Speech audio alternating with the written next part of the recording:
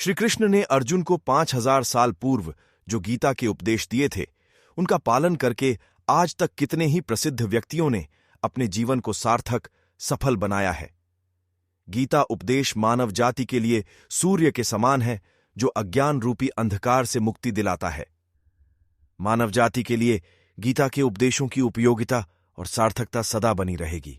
ये गीता उपदेश वो परम सत्य है जिसे अपनाकर हर व्यक्ति दुख क्लेश मुक्त होकर सफल सुखद जीवन जी सकता है। इस लेख में गीता की 15 ऐसी बातें बताई गई हैं जिसके ज्ञान की जरूरत हर व्यक्ति को पड़ती है। मनुष्य का संघर्ष जितना बाहरी होता है उतना ही आंतरिक भी चलता रहता है। सोच और कर्म का संतुलन ही सफल जीवन का मंत्र है। सही गलत और उचित निर्णय की दुविधा में फंसे व्यक्ति को गीता के इन उपदेश से मानसिक संबल और धैर्य मिलता है। 1. विश्वास की ताकत। तुम अपने विश्वासों की उपज हो। तुम जिस चीज में विश्वास करते हो तुम वही बन जाते हो। जो स्वयं पर विश्वास करते हुए लक्ष्य की ओर बढ़ते रहते हैं उन्हें सफलता जरूर मिलती है। अगर व्यक्ति अपने लक्ष्य के लिए कर्म में पूरे मन से लग जाता है और उसे कर्म करने से खुशी मिलती है तो सफलता उससे दूर नहीं। 2. मृत्यु से भय व्यर्थ है। हर व्यक्ति के मन में मृत्यु का भय होता है। इस संसार का जब से निर्माण हुआ है तब से जन्म मृत्यु का चक्र चलता आ रहा है। यह प्रकृति का नियम है। इस सत्य को स्वीकार करके भयमुक्त होकर आज में जीना चाहिए। किसी को भी आने वाले पल के बारे में कुछ नहीं पता होता, लेकिन इस संशय में भयभीत रहने से जीवन नहीं जिया जा सकता। 3. कर्म सबसे ऊपर आता है। श्री कृष्ण अर्जुन से कहते हैं कि व्यक्ति कर्म करने के लिए ही पैदा हुआ है और बिना कर्म किए कोई रह नहीं सकता। फल की चिंता करना व्यर्थ है, क्योंकि इससे मनुष्य का मन काम से भटकने लगता है। किसी कर्म से सफलता नहीं मिलती तो क्या हुआ? असफलता भी ज्ञान के द्वार खोलती है।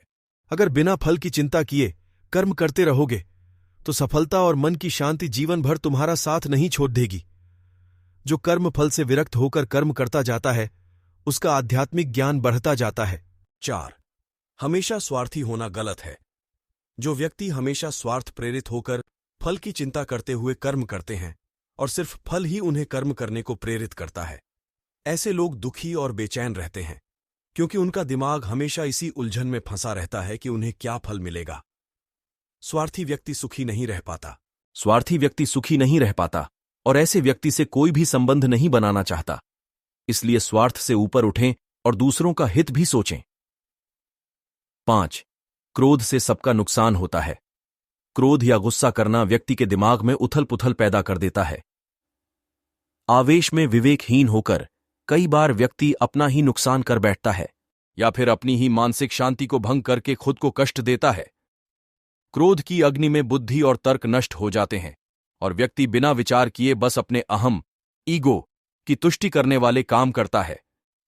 गुस्सा व्यक्ति की विचार शक्ति को पंगु बना देता है और भ्रम पैदा करता है। 6. मन पर कंट्रोल जरूरी क्यों है? मन का स्वभाव है कि ये आसानी से भटक जाता है। अगर जीवन को सफलता की दिशा में ले जाना है तो मन को काबू करना बहुत जरूरी है। श्री कृष्ण कहते हैं कि बार बार प्रयास करने से धीरे धीरे चंचल मन को वश में किया जा सकता है। मन को वश में करने से दिमाग की शक्ति केंद्रित होती है, जिससे कार्यों में सफलता मिलने लगती है। संप्रदाय की धाराएं परमात्मा रूपी समुद्र में समा जाती हैं। यह संसार परमपिता का ही स्वरूप है, वो हर कण में विद्यमान है। 8. कर्तव्य पालन जरूरी है। भगवान श्री कृष्ण उपदेश देते हैं कि हर व्यक्ति को अपने कर्तव्य का पालन करना चाहिए। यही धर्म है। अगर अपने कर्तव्य का पालन नहीं किया जाता है तो मन में अशांति और दुख प्राप्त होता है। अपनी पसंद नापसंद, मोह बैर को किनारे रखकर अपना कर्तव्य करो। किसी अन्य व्यक्ति का कर्म आपको कितना भी आकर्षित करे, उसके प्रलोभन में ना आए। कष्ट में रहते हुए भी अपना कर्म करना दूसरे की नकल करने से श्रेष्ठ है। अपने कर्म और कर्तव्य का पालन ही जीवन का सही मार्ग है, क्योंकि कर्म करना अकर्मण्यता से हमेशा बेहतर है।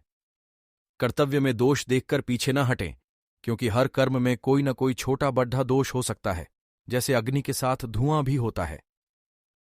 सदैव कर्म करो। कर्म करने से पहले विचार करो, लेकिन बहुत ज्यादा विश्लेषण मत करो। अधिक विश्लेषण संशय और कर्मण्यता पैदा करता है। 9. ध्यान करने से परमात्मा को अनुभव किया जा सकता है। श्री कृष्ण कहते हैं कि शारीरिक कर्म से ज्ञान का मार्ग उच्च है और ज्ञान मार्ग से भी ऊपर ध्यान मार्ग है। ध्यान मार्ग पर बढ़ने से ईश्वर को अनुभव किया जा सकता है। जो व्यक्ति मन और इंद्रियों को शांत करके पूर्ण विश्वास से अपना ध्यान भगवान में लगाता है, उसे ईश्वर का ज्ञान और अस्तित्व अवश्य अनुभव होता है। जो हर जगह, हर जीव मनुष्य में ईश्वर को देखता है, सबके हित में लगा रहता है, उस पर परमपिता अवश्य कृपा करते हैं। ज्ञान मार्ग हो या भक्ति मार्ग, समर्पण, प्रेम, विश्वास ही आपको ईश्वर के प्रकाश की ओर ले जाता है।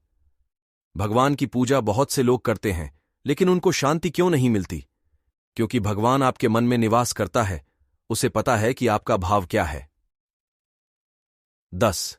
अधिक शक करने वाला कभी खुश नहीं रह सकता। श्री कृष्ण गीता में कहते हैं कि संशय, शक करने वाले का विनाश हो जाता है, इसलिए संदेह करने से बचें। अधिक संदेह करने से मन की शांति भंग हो जाती और व्यक्ति भ्रमित होकर अपने संबंधों को नष्ट कर डालता है। जिसे शक करने की आदत पड़ी जाती है, उसे इस लोक या परलोक में भी शांति नहीं मिलती। सत्य की खोज ठीक है, लेकिन बिना सच जाने कल्पनावश होकर संदेह करने का अंत दुख, क्लेश, पश्चाताप के रूप में होता है। 11. अति करने से बचें। जीवन में संतुलन बहुत जरूरी है। किसी भी चीज की अति करना अच्छा नहीं है। जैसे सुख आने पर प्रमाद करना और दुख आने पर निराशा में डूबे रहना, दोनों ही गलत है। असंतुलन जीवन की गति और दिशा को बाधित करता है, जिससे अनावश्यक कष्ट और दुखों का जन्म होता है। जिसके मन, विचार और कर्म में संतुलन है, उसे ज्ञान मिल जाता है और ज्ञान से ही सदा के लिए शांति, संतुष्टि मिलती है। 12. सही कर्म से ज्ञान और मुक्ति संभव है। गीता के उपदेशों में कर्मयोग का सिद्धांत कहता है कि संसार से विरक्त होना ही मुक्ति का उपाय नहीं है। संसार में रहकर एक गृहस्थ अपने कर्मों का पालन करते हुए कर्मफल से विरक्त होकर मुक्ति प्राप्त कर सकता है। सही विचार और उचित कर्म भी आसक्ति को खत्म करने में सक्षम है। अच्छे कर्म कभी व्यर्थ नहीं जाते, चाहे ये दुनिया हो या परलोक। 13. ज्ञान और कर्म एक हैं। एक अज्ञानी कर्म और ज्ञान को अलग अलग समझता है, लेकिन एक ज्ञानी जानता है कि दोनों एक ही हैं। लोग ज्ञान की बातें तो करते हैं, लेकिन उसका पालन नहीं करते। बिना पालन किए ज्ञान कोरा रह जाता है, ज्ञान का अनुभव नहीं होता। गीता कहती है कि ज्ञान पढ़ने की नहीं, बल्कि अनुभव करने की वस्तु है, और अनुभव बिना कर्म किए नहीं मिलता। 14. इच्छा दुखों का मूल है। इस संसार में जितनी भी चीजें सांसारिक सुख की श्रेणी में आती हैं, उनकी एक शुरुआत और अंत जरूर होता है। इन सांसारिक सुखों का अंत दुख, कष्ट और दुर्गति के रूप में होता है। इच्छाओं का अंत नहीं है। एक पूरी होती है तो दूसरी नई इच्छा आ जाती है। हर इच्छा से प्रेरित होकर कर्म करना गलत है, क्योंकि ऐसे तो अनुचित कार्य भी होंगे। इच्छाओं से विचलित न हो, उन्हें एक विरक्त दर्शक बनकर देखो और वे चली जाएंगी। 15. भगवान ही सबसे बड़ा सहारा है। परमपिता ही एकमात्र हमारे आधार है और अपने हैं। इस संसार में कोई भी अकेला नहीं है। ईश्वर में विश्वास रखते हुए जो मनुष्य कर्म पथ पर बढ़ता जाता है, वो सदा शांति, सुख और मुक्ति पाता है। भूत और भविष्य की चिंता करना व्यर्थ है। वर्तमान ही सत्य है। जो भी पूर्ण समर्पण से ईश्वर की शरण में आता है, परमात्मा उसका कल्याण अवश्य करते हैं। गीता के उपदेश पर आधारित इस श्लोक के विषय में अपने विचार नीचे कमेंट जरूर करें।